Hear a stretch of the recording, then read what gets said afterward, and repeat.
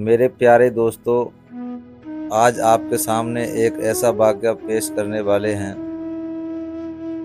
جو واقعہ ان لوگوں کو سبق حاصل کرنے کے لیے ہے جو لوگ اس دنیا کے اندر کسی نئے گناہ کو جنم دیتے ہیں اور اس گناہ کی بدولت جب اس گناہ سے جو برائی پھیلتی ہے، جتنے لوگ اس گناہ کو قیامت تک کریں گے اور ان سب کا گناہ قیامت تک اس کے اوپر پڑے گا جس نے گناہ کی شروعات کی ہے، جس نے گناہ کی بنیاد رکھی ہے، جس نے گناہ کی ایجاد کی ہے۔ دوستو، پھر وہ گناہ چاہے کوئی سا بھی گناہ ہو، کیسا بھی گناہ ہو، چاہے کسی نے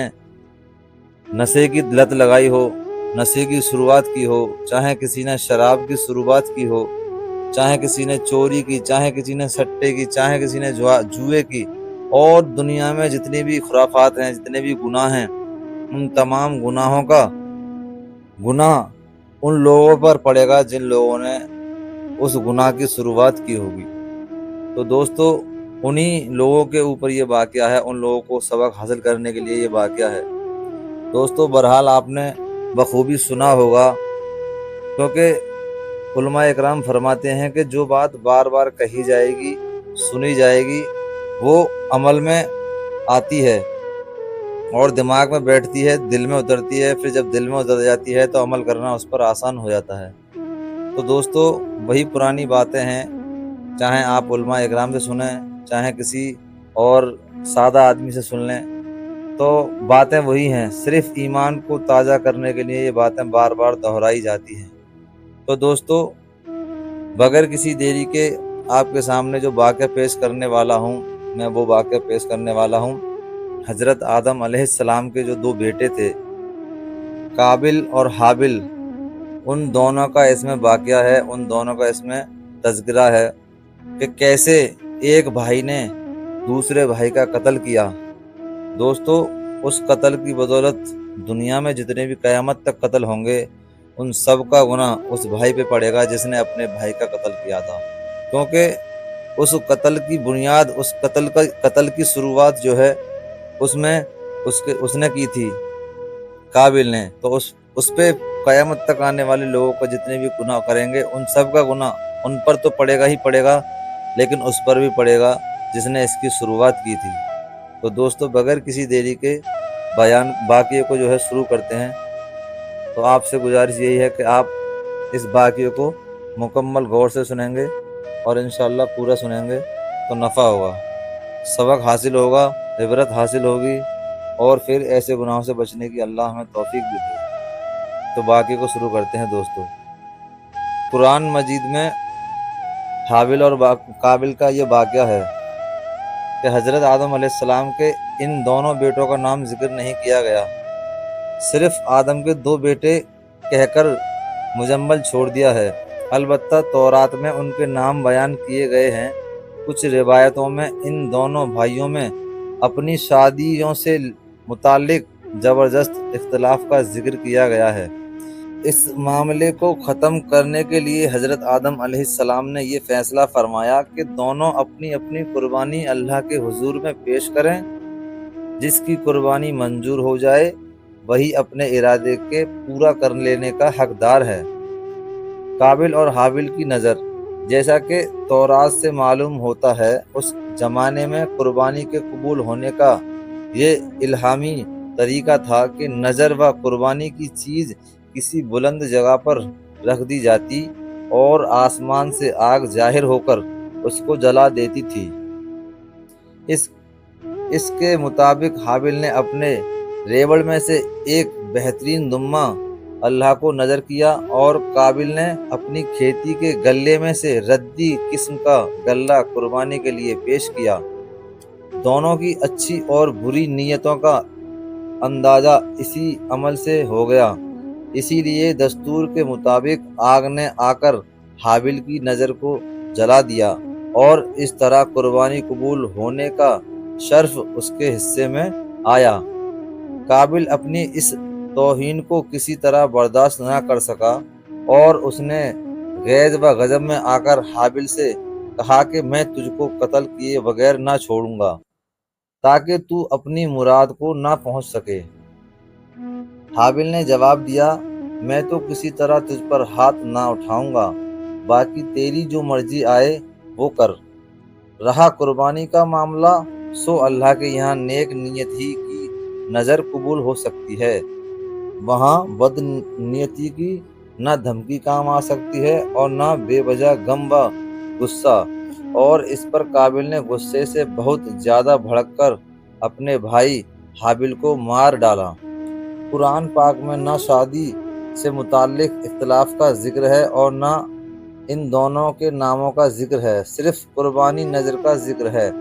اور اس روایت سے زیادہ حابل کی لاش کے دفن سے متعلق یہ اضافہ ہے۔ قتل کے بعد قابل حیران تھا کہ اس لاش کا کیا کریں۔ ابھی تک آدم علیہ السلام کی نسل موت سے دوچار نہیں ہوئی تھی، اور اسی لیے حضرت آدم علیہ السلام نے مردے کے بارے میں اللہ کا کوئی حکم نہیں سنایا تھا۔ یکایک اس نے دیکھا کہ ایک کوے نے زمین کورید کر گڑھا کھودا۔ قابل اسے دیکھ کر چیتا کہ مجھے بھی اپنے بھائی کے لیے اسی طرح گڑھا کھودنا چاہیے، اور کچھ روایتوں میں ہے کہ کوے نے دوسرے مردے کوے کو اس گڑھے میں چھپا دیا۔ قابل نے یہ دیکھا تو اپنی ناکارہ زندگی پر بے حد افسوس کیا اور کہنے لگا، میں اس جانور سے بھی گیا گزرا ہو گیا کہ اپنے اس جرم کو چھپانے کی بھی اہلیت نہیں رکھتا۔ شرمندگی اور افسوس سے سر جھکا لیا اور پھر اسی طرح اپنے بھائی کی لاش کو مٹی کے حوالے کر دیا۔ اس واقعے کے بیان کے بعد قرآن پاک میں آتا ہے کہ اسی وجہ سے لکھا ہم نے بنی اسرائیل پر کہ جو قتل کرے ایک جان کو بلا عوض جان کے یا فساد کرنے کی غرض سے، تو گویا اس نے قتل کر ڈالا ان سب لوگوں کو، اور جس نے زندہ رکھا ایک جان کو تو گویا زندہ کر دیا سب جانوں کو۔ امام احمد نے اپنی مسند میں حضرت عبداللہ بن مسعود رضی اللہ تعالیٰ عنہ سے ایک روایت کی ہے، اللہ کے رسول صلی اللہ علیہ وسلم نے فرمایا کہ دنیا میں جب بھی کوئی ظلم سے قتل ہوتا ہے تو اس کا گناہ حضرت آدم علیہ السلام کے پہلے بیٹے قابل کی گردن پر ضرور ہوتا ہے، اس لیے کہ وہ پہلا آدمی ہے جس نے ظالمانہ قتل کی شروعات کی اور یہ ناپاک سنت جاری کی۔ سورہ مائدہ کی ذکر کی گئی آیت اور اوپر لکھی حدیث ہم پر یہ حقیقت ظاہر کرتی ہے کہ انسان کو اپنی زندگی میں ہرگز کسی گناہ کی ایجاد نہیں کرنی چاہیے، کیونکہ کائنات میں جو آدمی بھی آگے اس بدعت نئے کام کا ادغام کرے گا تو بدعت کی بنیاد رکھنے والا بھی برابر اس گناہ کا حصے دار بنتا رہے گا اور ایجاد کرنے والا ہونے کی وجہ سے ہمیشہ والی ذلت اور گھاٹے کا حقدار ٹھہرے گا، نعوذ باللہ من ذالک۔ حضرت آدم علیہ السلام کے ان دونوں بیٹوں کا ذکر سورہ مائدہ میں کیا گیا ہے۔ تو دوستو، آپ نے دیکھا کہ کس طرح ایک بھائی نے اپنے چھوٹے بھائی کا، بڑے بھائی نے چھوٹے بھائی کا قتل کیا، اور اللہ کے نبی کی اس میں حدیث بھی ہے جس کا مفہوم ہے کہ دنیا میں جتنے بھی قتل ہوں گے ان سب کا گناہ اس کی گردن پر پڑے گا، اس کے اوپر پڑے گا۔ ویڈیو سے پہلے میں نے بات شروع کرنے سے پہلے یہ بیان آپ کے سامنے پیش بھی کر دیا تھا۔ تو دوستو،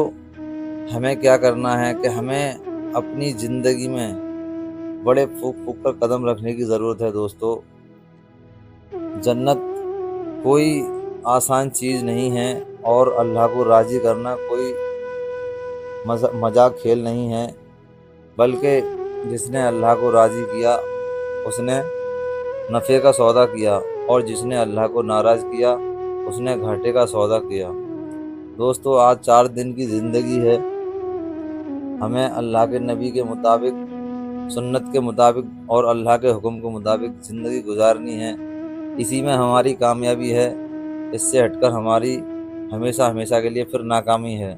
چاہے کسی بھی چیز میں ہم آزما کر دیکھ لیں، کیونکہ دوستو اللہ نے دنیا اور آخرت کی کامیابی اپنے مبارک دین کے اندر رکھی ہے کہ جس کی زندگی میں دین ہوگا اللہ تعالیٰ اسے دنیا میں بھی کامیاب کرے گا، اور کل قیامت کے بعد جو مرنے کے بعد زندگی آنے والی ہے اس میں بھی کامیاب کرے گا۔ تو دوستو اللہ سے یہی دعا ہے کہ اللہ تعالیٰ کہنے سننے سے زیادہ ہم سب کو عمل کرنے کی توفیق عطا فرمائے،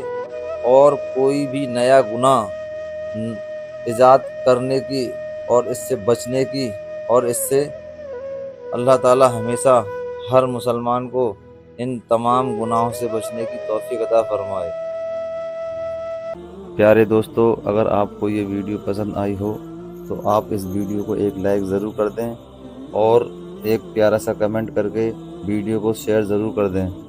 اور دوستو اگر آپ نے ابھی تک ہمارے چینل کو سبسکرائب نہیں کیا ہے تو آپ ہمارے چینل کو سبسکرائب کر لیں اور بیل آئیکن کے بٹن کو دبا دیں۔ دوستو آپ کے لائک کرنے سے یہ ہوگا کہ یوٹیوب، فیس بک، انسٹاگرام اس ویڈیو کو اور لوگوں تک پہنچائے گا، اور آپ کے شیئر سے یہ ہوگا کہ ہو سکتا ہے اللہ تعالیٰ ہمارے ایک شیئر کی وجہ سے کسی کی زندگی بدل دے، کسی کو توبہ کی توفیق دے دے، یا کسی کو نماز کی توفیق دے دے۔ پیارے دوستو،